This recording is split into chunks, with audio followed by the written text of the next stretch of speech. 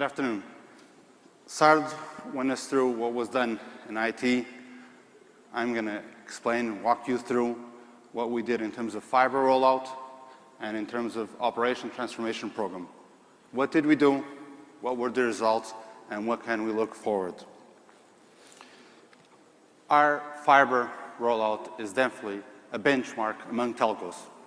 It's a reference. We did it fast and we did it at an amazing cost.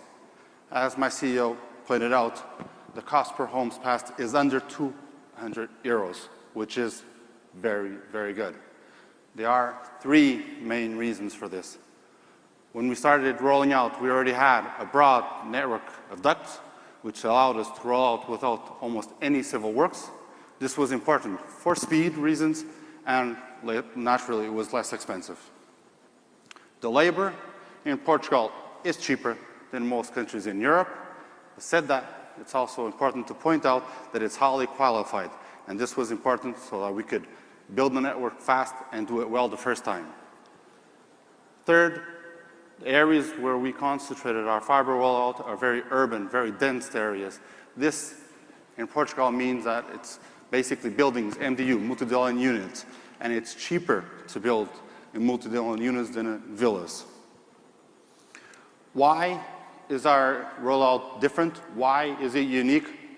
For three main reasons. Our area selection process, the way that we paid our service providers, and third, our end-to-end construction strategy. In telcos, the area selection process is typically a democracy. A lot of departments pitch in. At Portugal Telecom, it didn't happen like that. There was only one department that picked the areas where we deployed fiber, and that was the commercial department. Why?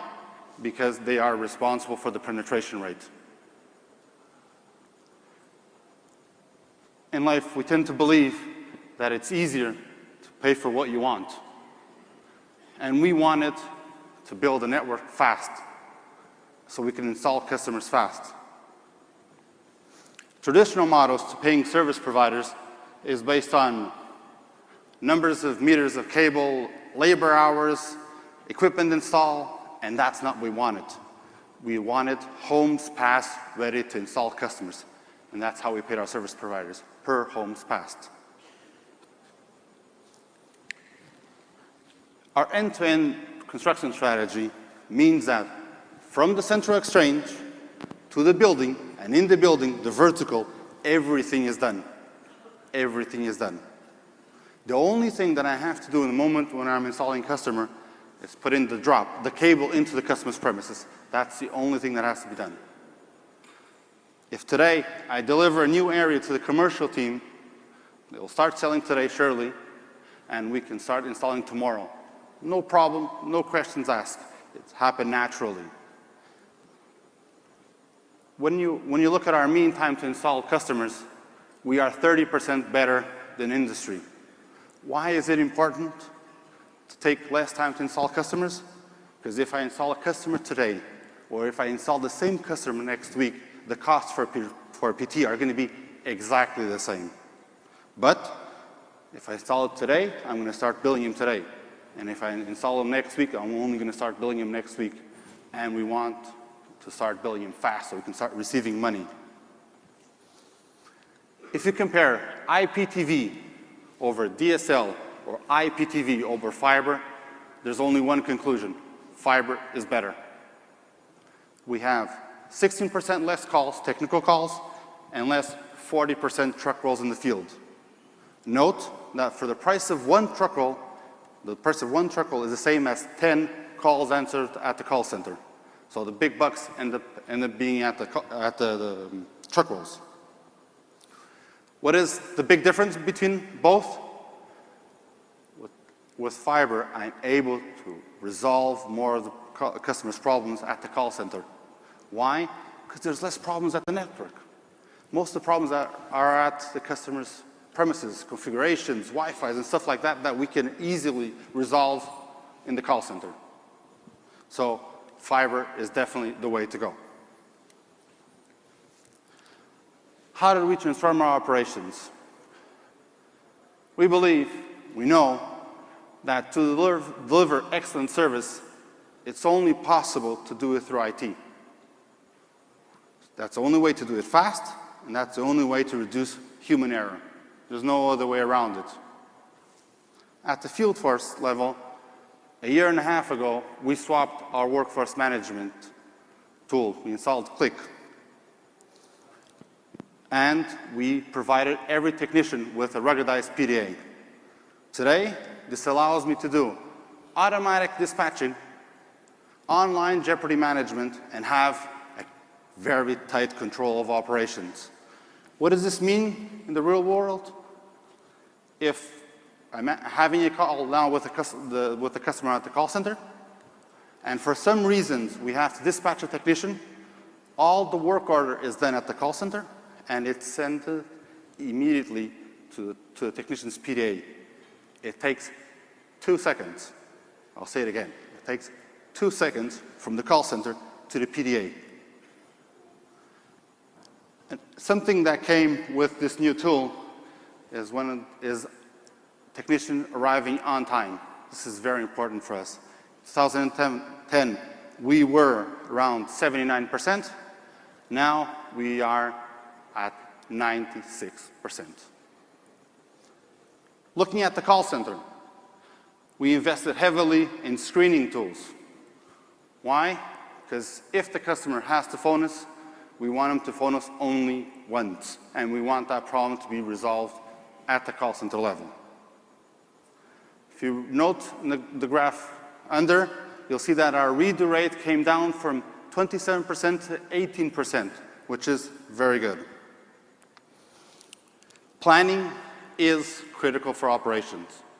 Having the right amount of people, the right time, with the right set of skills. If you align these three, I can assure you that you'll deliver better quality of service and at a cheaper price. No doubt around this either. Said this, we've been investing in a forecasting model tool that can allow us to forecast what's going to happen in the next 3 months, next 30 days, next 15 days, next 72 hours. Based on this information, we schedule and reschedule and fit all the technicians and all the call centers to assure at the end that we have the right amount of people at the right place with the right set of skills. As a result of this, you can see our mean time to repair a customer came down from 50 hours to 25 hours, which is better than industry. We are definitely a company that's paranoid around numbers and control. And we've been working a lot on having online information from the network, from the call center, and from the customer's premises, from the equipment. So with this information, we are able to know what's happening at each moment with the customer. So if the customer has a problem, we will first try to resolve it without the customer noticing, but if we can't fix it for some reason, we will inform the customer that he has a problem, and we'll give him an SLA.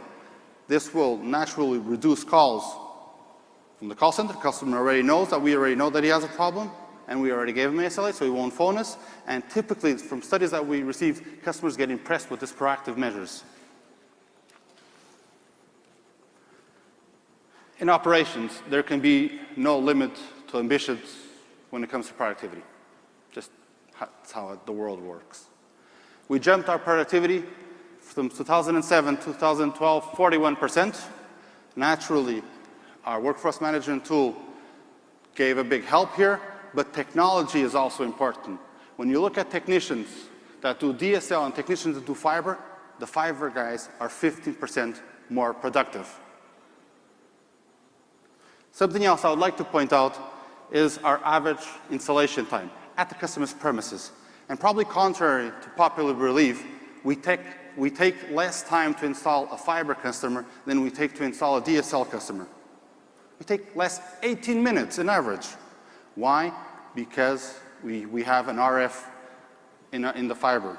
And this allows me to inject the signal into the customer's existing coaxial network. And most of the homes in Portugal already have it. This is better for the technician, and it's better for the customer. It's not as messy. Morale is key in operation. In 2007, our workforce was 95% older than 45 years old, and for several years, we didn't hire one new technician. This was having impact on morale. So we created a PT Academy. And with this academy, we injected new blood into the workforce. Result of this, on one hand, morale went up. On the other hand, productivity jumped, multitasking jumped, and we were able to blend up costs of labor, and the end result is that cost per activity came down 49%. This has been an important driver in our cost reduction. At the call center, we couldn't address it this way. It's a different population. It's a population where the salaries are closer to the minimum wage and where the basic needs are more important. Therefore, we implemented an incentive scheme based on a monthly evaluation with 2 KPIs, productivity and first-time resolution. Based on these KPIs, the call center operator receives more or receives less at the end of the month. The top quartile, the best guys, on top of their salary, receive a variable, an average, of plus 38%. And I can assure you, that's big bucks. What is this? How does this happen in morale? Simple. Now it's clear in the call center. If you want to make more money, you just have to produce better KPIs. The world's moving faster. The market's moving faster. Customers are moving faster. We have to have lean organization to respond to all this fast. PT, we integrated the NOC, the fixed supervision center, with the mobile supervision center, so we can see the whole networks, both networks integrated, creating a customer supervision center, and we put at the same domain the technical call center and the field force. This is important, but there's 2 drivers that are also important. We have a customer-centric organization, focused on the customer, and the service providers that work with us are very focused on quality of service.